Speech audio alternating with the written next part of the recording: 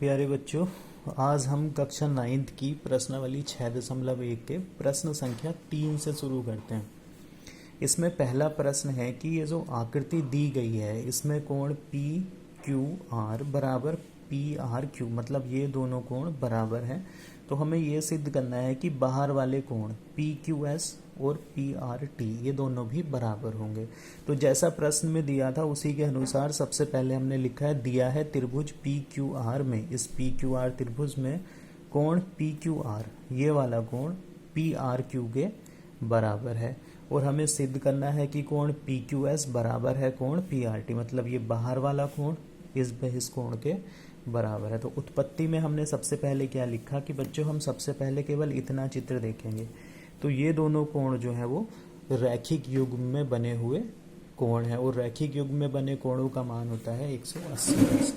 वही हमने लिखा इसमें कोण पी क्यू एस तथा कोण पी क्यू आर एक रैखिक युग्म का निर्माण करते हैं, इसलिए पी क्यू एस बराबर प्लस कोण पी क्यू आर बराबर 180 अंश। तो हमने यहाँ से क्या किया, हमने पी क्यू आर का मान निकाल लिया क्योंकि हम इसने हमें दिया है पी क्यू आर और पी आर क्यू बराबर है। तो पी क्यू आर का मान निकालने के लिए हम पी क्यू एस को 180 के दूसरी तरफ ले गए और इसको लिख दिया समीकरण नंबर 1। इसी प्रकार अब हमने इसको छिपाया तो हमें ये दो कोण दिखे और ये दोनों कोण भी रैखिक युग्म में बने हुए कोण हैं।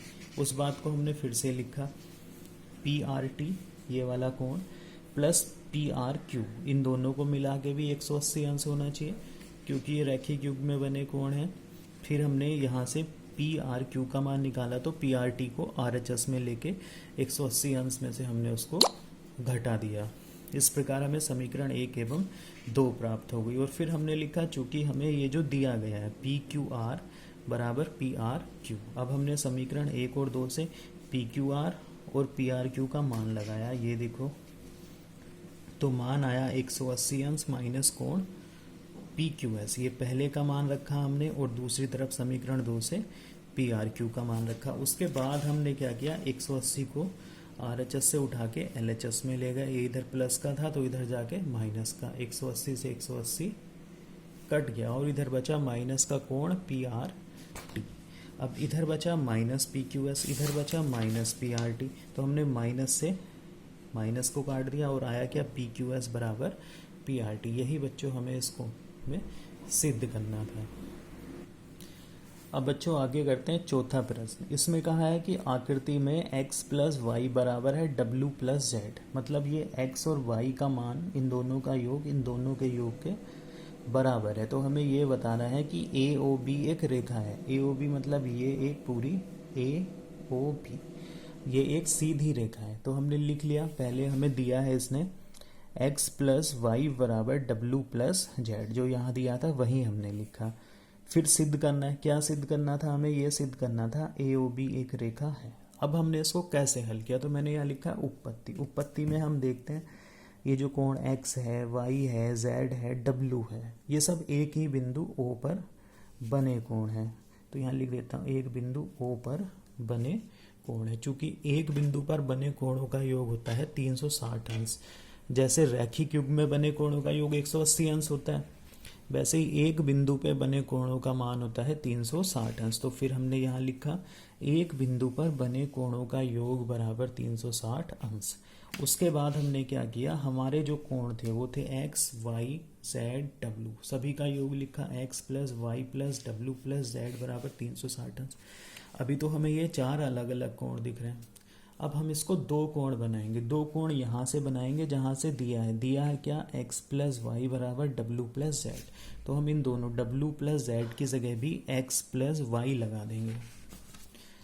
ये देखो ये हमने लगाया x प्लस वाई और w प्लस जेड की जगह भी क्या लगाया x प्लस वाई बराबर 360 और यहाँ ब्रैकेट लगा के उसका रीज़न भी लिख दिया। क्यों लिखा, क्योंकि x प्लस वाई बराबर है w प्लस जेड।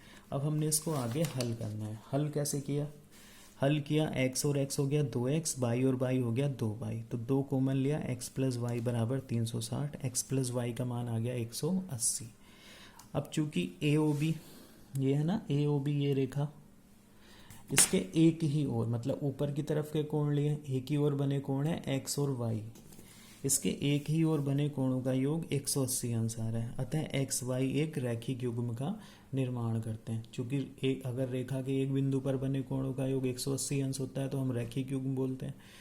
तो रैखिक युग्म में सीधी रेखा होती है, इसलिए हमने लिखा AOB एक रेखा है। इस तरह से हमने इसको सिद्ध किया है। अब देखते हैं प्रश्न संख्या 5। बच्चों प्रश्न संख्या 5 में है, आकृति में POQ एक रेखा है। POQ मैं आपको रेखा दिखा देता हूँ चित्र में। ये POQ ये एक रेखा है, इसके दोनों ओर एरो लगा देते हैं। किरण OR रेखा PQ पर लंब है। ये जो किरण है ना OR, ये इस PQ पर लंब है। लंब मतलब इधर का कोण भी 90 अंश और इधर का कोण भी 90 अंश। किरणें OP तथा OR, ये किरण हो गई OP और ये किरण हो गई OR। इसके बीच में एक किरण है ये OS। तो हमें सिद्ध करना है कि कोण ROS, ये जो कोण है ROS, इतना कोण ROS बराबर 1/2 कोण QOS। QOS मतलब ये वाला कोण इतना, और माइनस POS मतलब इतना। ये हमें सिद्ध करना है। तो जो इसने हमें दिया है पहले हमने वो लिख लिया। लिखा गया OR लंब है PQ पर, क्योंकि सबसे पहले इसने यही कहा किरण OR रेखा PQ पर लंब है। ये जो उल्टा T है ना बच्चों, ये लंब का निशान होता है।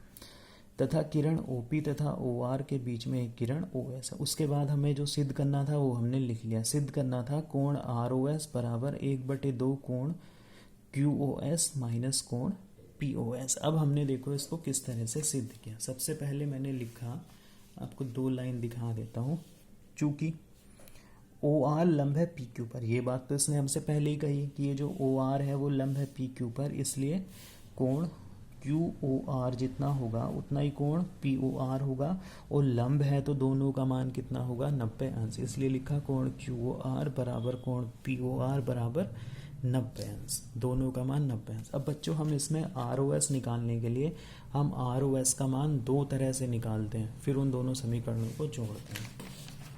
सबसे पहले हमने लिया है इधर से कोण POR के लिए।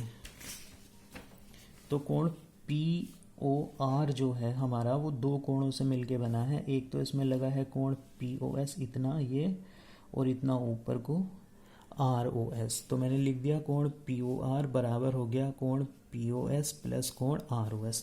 चूंकि हमें LHS में ROS चाहिए तो हमने यहाँ से ROS का मान निकालना है।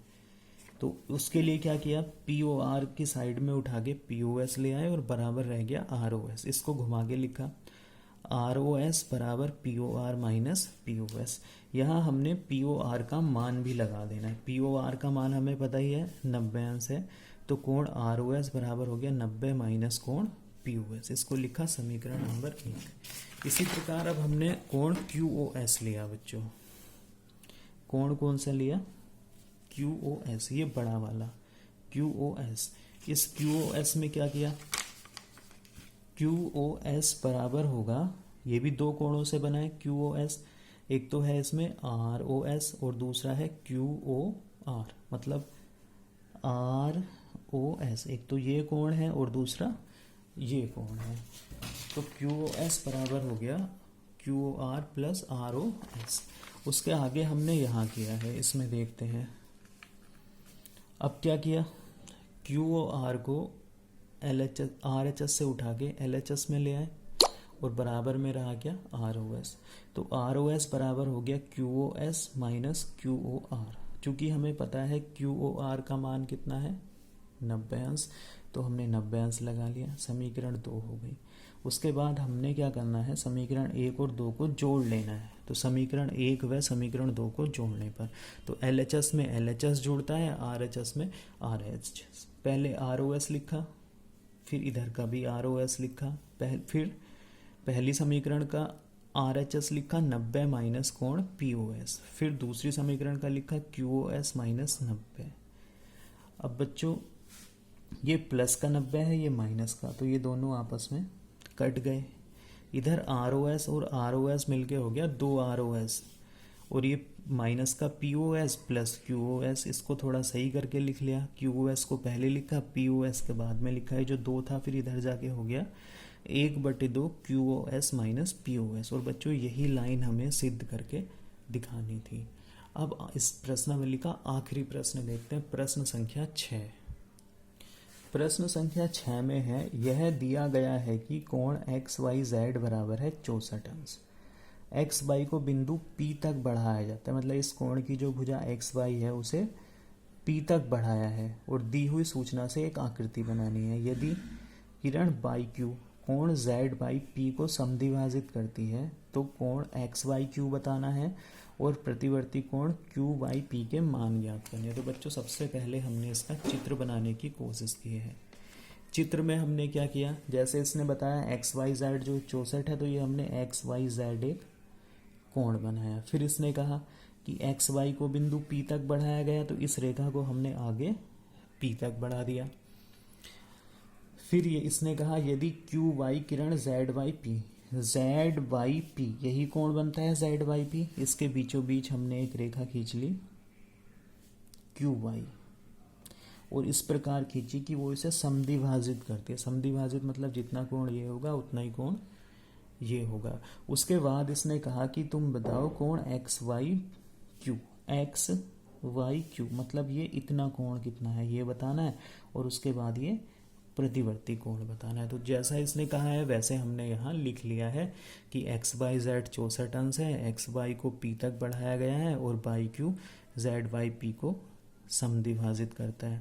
ये जो ज्ञात करना है वो हमने लिख लिया। अब अपने इसको आगे हल किया। हल कैसे किया, हमने इस रेखा को नहीं देखा पहले, सिर्फ ये रेखा और ये किरण इतना देखा, तो इन्होंने बनाया रैखिक युग्म। यहाँ लिख दिया कोण एक्स वाई जेड तथा कोण जेड वाई पी एक रैखिक युग्म का निर्माण करते हैं। बच्चों जब रैखिक युग्म का निर्माण करेंगे तो उसके कोणों का योग होगा 180 अंश। वो लिख दिया हमने X Y Z plus Z Y P बराबर हो गया 180 अंश। अब हम क्या करेंगे, एक्स वाई जेड का मान हमें पता है वो हमने लगा दिया 64 अंश।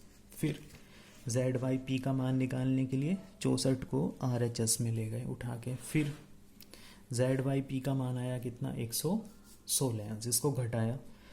अब चूंकि जेड वाई पी हमें मिल गया, वही हमें चाहिए था पहले, उसके बाद हमने क्या किया क्यू वाई जो है इसको समद्विभाजित करता है तो 2 कोण बनेंगे, एक ये बनेगा एक ये बनेगा, दोनों बराबर होंगे।